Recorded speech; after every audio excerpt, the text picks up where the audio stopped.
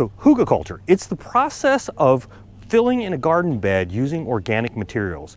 Now, it's a great way to save money. If you have a raised garden bed, what you're gonna do is you're gonna compile organic materials and you're gonna have to buy a lot less topsoil, a lot less raised garden bed soil. So it's a great natural way to do it. So here are some of the materials that I use. Now, there are different formulas for the ratios to use, but as a general rule of thumb, you're gonna want about 40% of the bed to be the logs, 20% to be branches and sticks, about 25% to be plant waste, and 15% to be the compost and soil.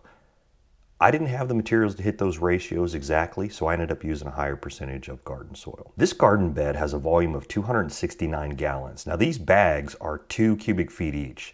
So at $10 a bag, I would need 35 bags, which would cost me about $350. So I'm gonna start with a base layer of cardboard.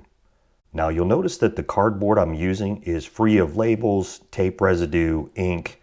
It's about as clean as it could possibly be. Now next I'm gonna layer in the logs. Now in a perfect world, these logs would already be in some state of decomposition. I don't have logs that are decomposing, so I used what I had. There are certain type of woods that inhibit plant growth, like a black walnut, or are resistant to rot, like a black cherry. You'll definitely want to avoid those for your garden bed. So after several minutes of playing log Tetris, I had everything set and I'm ready to move to the next layer. I used a few bags of soil here to help fill in the spaces between the logs.